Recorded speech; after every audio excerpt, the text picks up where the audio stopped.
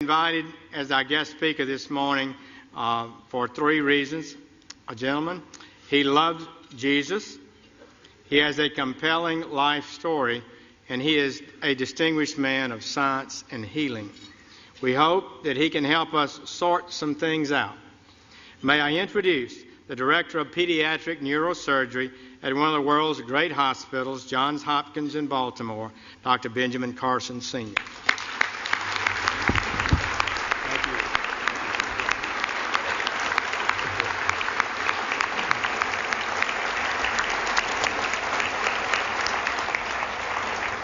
Thank you so much, Mr. President, Mr. Vice President, Mrs. Obama, distinguished guests, which includes everybody. Thank you so much for this wonderful honor to be at the stage again. I was here 16 years ago, and the fact that they've invited me back means that I didn't offend too many people. So that was great. I want to start by reading four texts, which will put into context what I'm going to say. Proverbs 11:9. With his mouth, the godless destroys his neighbor, but through knowledge the righteous escape. Proverbs 11:12. A man who lacks judgment derides his neighbor, but a man of understanding holds his tongue. Proverbs 11:25. A generous man will prosper. He who refreshes others will himself be refreshed. And 2 Chronicles 7:14, if my people who are called by my name will humble themselves and pray and seek my face and turn from their wicked ways, then will I hear from heaven and will forgive their sins and heal their land. You know, I have an opportunity to speak in a lot of venues. This is my fourth speech this week.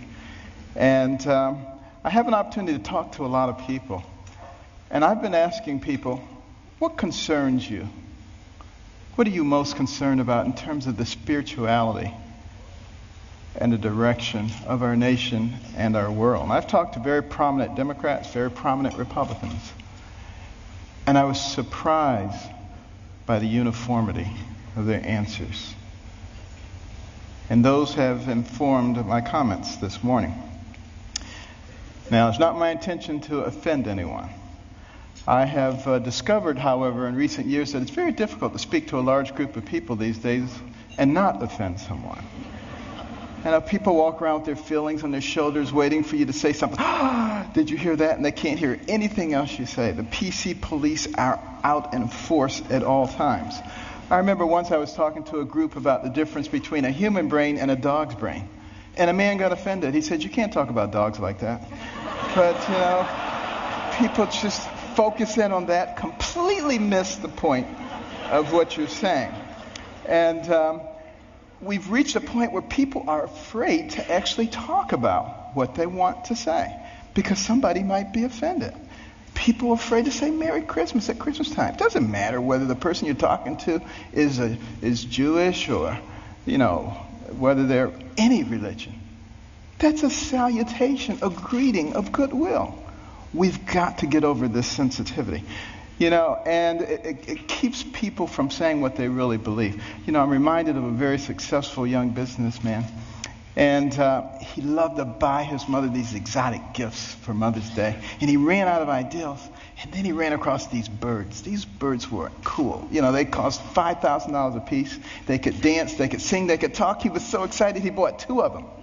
Sent them to his mother, couldn't wait to call her up on Mother's Day. Mother, what'd you think of those birds? And she said, they was good. He said, no, Mother, you didn't eat those birds. Those birds cost $5,000 a piece. They could dance, they could sing, they could talk. And she said, well, they should have said something. And you know, that's where we end up too if we don't speak up for what we believe. And you know what we need to do.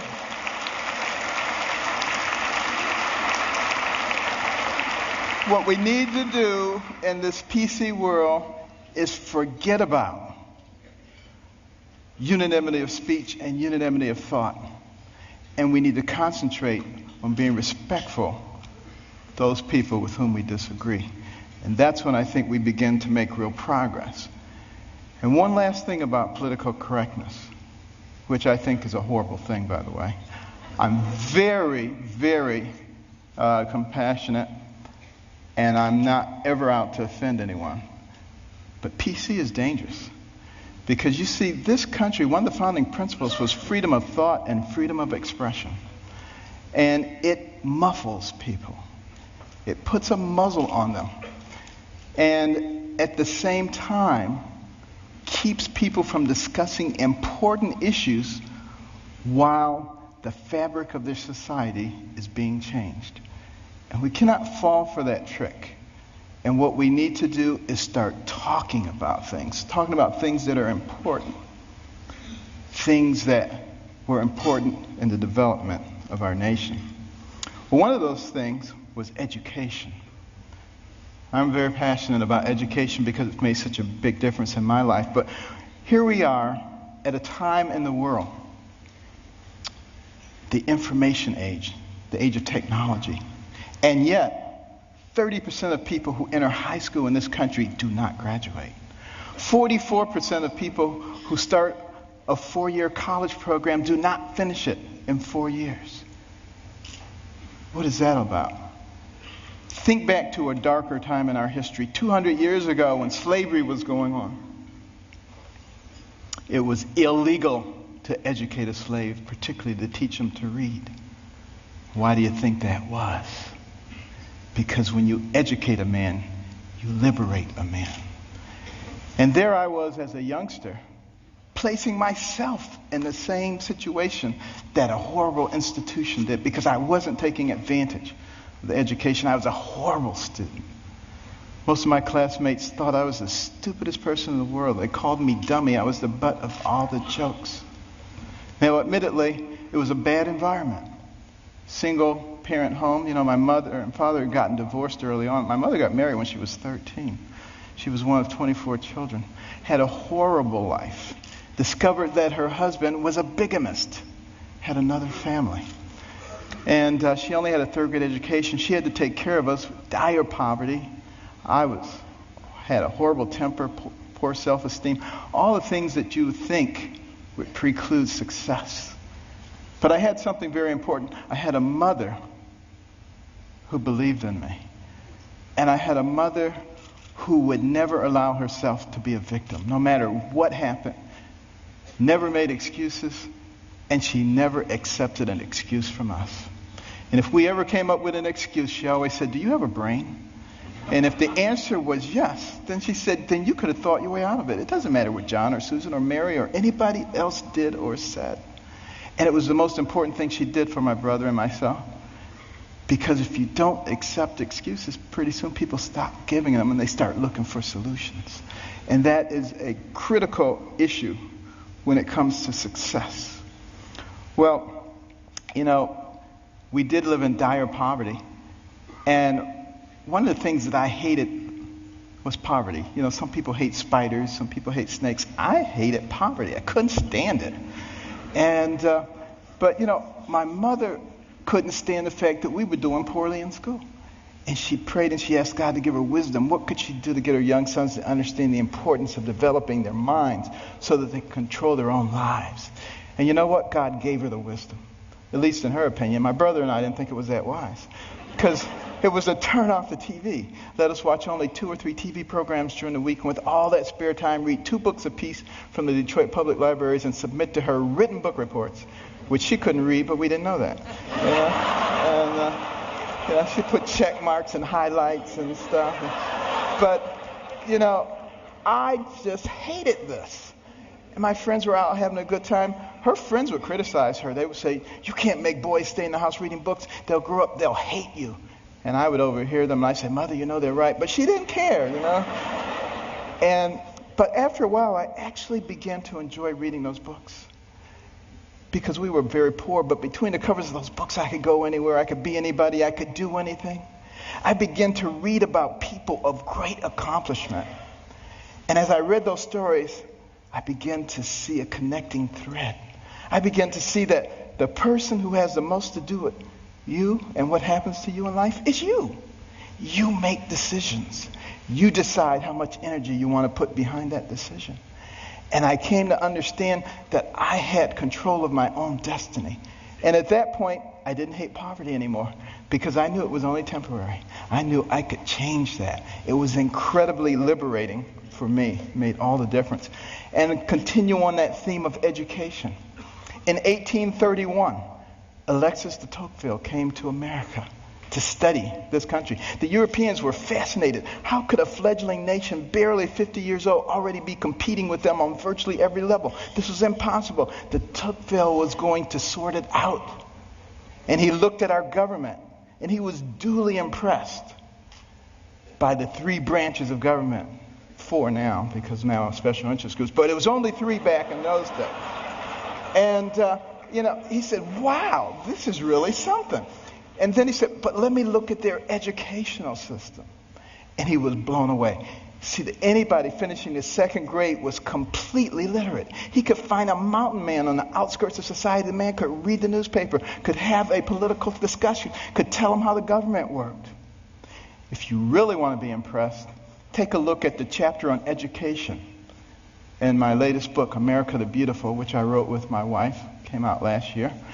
And in that education chapter, you will see questions extracted from a 6th grade exit exam from the 1800s.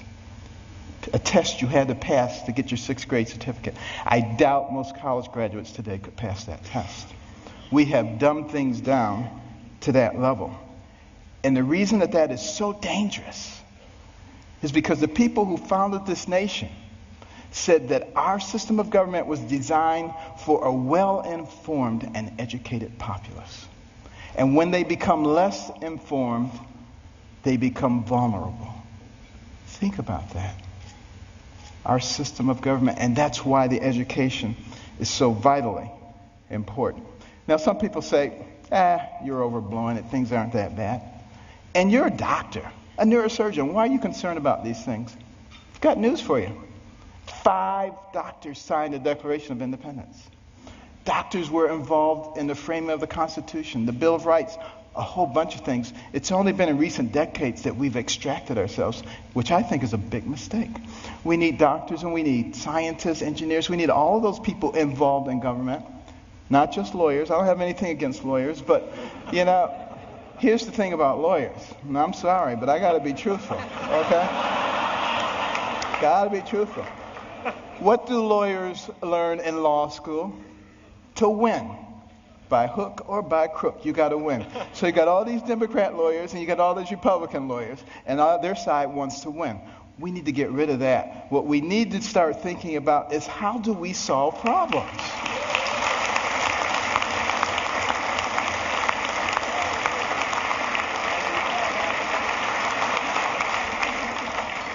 And now, before I get shot, let me finish here. Now, one of the reasons, and I don't like to bring up problems without coming up with solutions. My wife and I started the Carson Scholars Fund 16 years ago after we heard about a survey, international survey, looking at the ability of 8th graders in 22 countries to solve math and science problems. And we came out number 21 out of 22, barely beat out number 22. Very concerning. And we'd go into schools and we'd see all these trophies, all-state basketball, all-state wrestling, all-state this, that, and the other. The quarterback was the big man on campus. And what about the intellectual superstar? What did they get? A National Honor Society pin? A pat on the head, they're little nerd. Nobody cared about them. And is it any wonder that sometimes the smart kids try to hide? They don't want anybody to know that they're smart. This is not helping us as a nation. So we started giving out scholarships to students from all backgrounds for superior academic performance and demonstration of humanitarian qualities. Unless you cared about other people, it didn't matter how smart you were. We got plenty of people like that. We don't need those. We need smart people who care about other people. We would give them money. The money would go into a trust. They would get interest on it. And when they went to college, they get the money. But also the school gets a trophy. Every bit as impressive as any sports trophies. Goes right out there with the others. They get a medal. They get to go to a banquet. And we try to put them on the same kind of pedestal as we do the all-state athletes. Now, I have nothing against athletics or entertainment. Please believe me. You know, I'm from Baltimore. The Ravens won. This is great, okay? But what will maintain our position in the world? The ability to shoot a 25-foot jump shot or the ability to solve a quadratic equation? And we need to put the things into proper perspective. And, you know, many teachers, you know,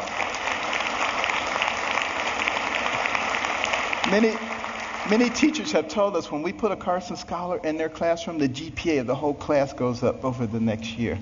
And it's been very gratifying. We started 16 years ago with 25 scholarships in Maryland. Now we've given out more than 5,000, and we're in all 50 states. But we also put in reading rooms. These are fascinating places that no little kid could possibly pass up. And they get points for the amount of time they spend in their reading, the number of books that they read, and they can trade them in for prizes. In the beginning, they do it for the prizes, but it doesn't take long before their academic performance begins to improve. And we particularly target Title I schools where kids come from homes with no books and they go to schools with no libraries. Those are the ones who drop out. And we need to truncate that process early on because we can't afford to waste any of those young people. You know, for every one of those people that we keep from going down that path of self-destruction and mediocrity, that's one less person you have to protect yourself and your family from. One less person you have to pay for in the penal or the welfare system. One more tax-paying, productive member of society who may invent a new energy source or come up with a cure for cancer. They're all important to us, and we need every single one of them. It makes a difference.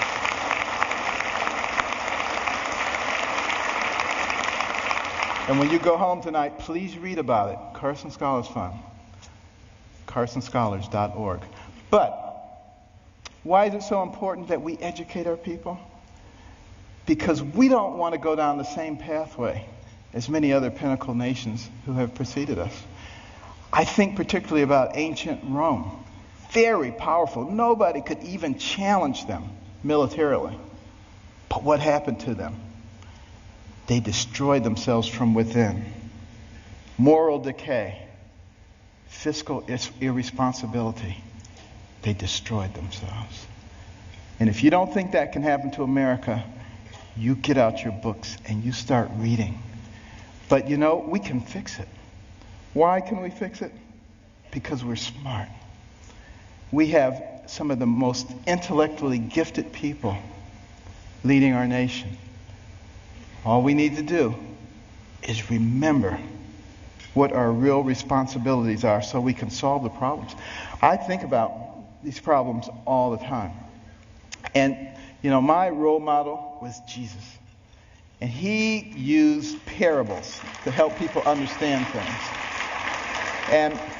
And one of our big problems right now, and like I said, I'm not politically correct, so I'm sorry. But, you know, our deficit is a big problem. Think about it. And our national debt, $16.5 trillion. You think that's not a lot of money? Tell you what, count one number per second, which you can't even do because once you get to 1,000, it takes you longer than a second. But one number per second. You know how long it would take you to count the 16 trillion? 507,000 years. More than 500,000 years to get there. We have to deal with this. Here's the parable. A family falls on hard times. Dad loses his job or is demoted, gets part-time work. He has 5 children. He comes to the 5 children. He says, we're going to have to reduce your allowance. Well, they're not happy about it, but he said, except for John and Susan. They're special. They get to keep their allowance. In fact, we may give them more. How do you think that's going to go down? Not too well. Same thing happens. Enough said. What about our taxation system? So complex. There is no one who can possibly comply with every jot and tittle of our tax. If I wanted to get you or you, I could get you on a tax issue. That doesn't make any sense. What we need to do is come up with something that's simple. And when I pick up my Bible, you know what I see? I see the fairest individual in the universe, God, and he's given us a system. It's called tithe. Now, we don't necessarily have to do it 10%, but it's principle. He didn't say, if your crops fail, don't give me any tithes. He didn't say if you have a bumper crop, give me triple tithes. So there must be something inherently fair about proportionality. You make $10 billion, you put in $1 billion. You make $10, you put in 1. Of course, you got to get rid of the loopholes. But now some people say, well, that's not fair because it doesn't hurt the guy who made $10 billion as much as the guy who made 10. Where does it say you have to hurt the guy? He just put $1 billion in the pot. We don't need to hurt him. It's that kind of thinking. It's that kind of thinking that has resulted in 602 banks in the Cayman Islands. That money needs to be back here, building our infrastructure and creating jobs. And we're smart enough to figure out how to do that. We've already started down the path of solving one of the other big problems, healthcare. We need to have good healthcare for everybody. It's the most important thing that a person can have. Money means nothing, titles means nothing when you don't have your health. But we got to figure out efficient ways to do it. We spend a lot of money on healthcare, twice as much per capita as anybody else in the world, and yet not very efficient. What can we do? Here's my solution. When the person is born, give them a birth certificate, an electronic medical record, and a health savings account, to which money can be contributed pre-tax from the time you're born to the time you die. When you die, you can pass it on to your family members so that when you're 85 years old and you got 6 diseases, you're not trying to spend up everything. You're happy to pass it on, and there's nobody talking about death panels. That's number one. And also, for the people who are indigent, who don't have any money, we can make contributions to their HSA each month because we already have this huge pot of money. Instead of sending it to some bureaucracy, let's put it in their HSAs. Now they have some control over their own health care. And what do you think they're going to do? They're going to learn very quickly how to be responsible. When Mr. Jones gets that diabetic foot ulcer, he's not going to the emergency room and blowing a big chunk of it. He's going to go to the clinic. He learns that very quickly. Gets the same treatment. In the emergency room, they send him out. In the clinic, they say, now let's get your diabetes under control so you're not back here in 3 weeks with another problem.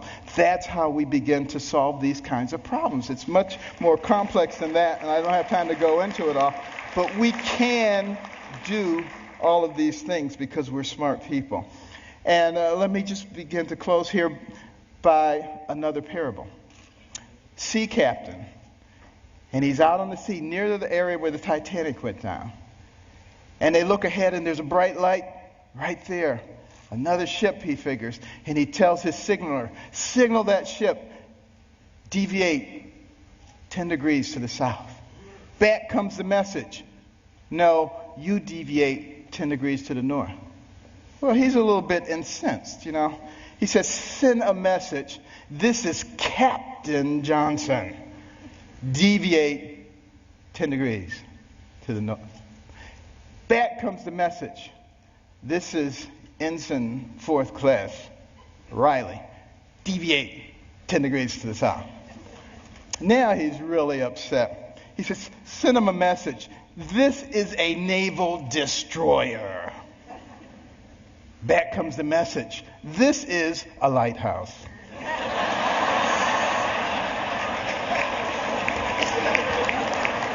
Enough said. Now, what about the symbol of our nation? The eagle. The bald eagle. It's an interesting story how we chose that. But a lot of people think we call it the bald eagle because it looks like it has a bald head. That's not the reason. It comes from the Old English word piebald, which means crowned with white. And we just shorten it to bald. Now use that the next time you see somebody who thinks they know everything. You get them on that one. But why is that eagle able to fly high forward? Because it has 2 wings. A left wing and a right wing. Enough said. And I want to close with this story. 200 years ago, this nation was involved in a war. The War of 1812. The British, who are now our good friends, thought that we were young whippersnappers.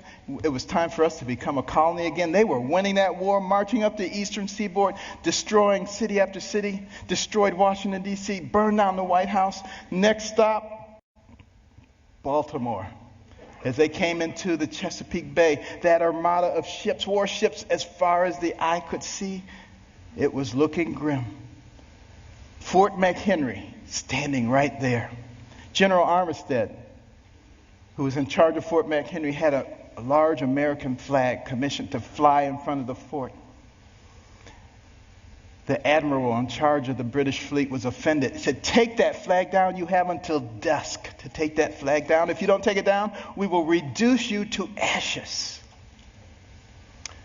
There was a young amateur poet on board by the name of Francis Scott Key, sent by President Madison to try to obtain the release of an American physician who was being held captive. He overheard the British plans. They were not going to let him off the ship. He mourned as dusk approached. He mourned for his fledgling young nation. And as the sun fell, the bombardment started. Bombs bursting in air, missiles, so much debris. He strained trying to see, was the flag still there? Couldn't see a thing. All night long it continued. At the crack of dawn, he ran out to the banister. He looked, straining his eyes, but all he could see was dust and debris. And then there was a clearing, and he beheld the most beautiful sight he'd ever seen.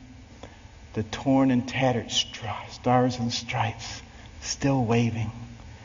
And many historians say that was the turning point in the War of 1812. We went on to win that war and to retain our freedom. And if you had gone into the grounds of Fort McHenry that day, you would have seen at the base of that flag the bodies of soldiers who took turns propping up that flag. They would not let that flag go down because they believed in what that flag symbolized. And what did it symbolize? One nation under God, indivisible, with liberty and justice for all. Thank you. God bless.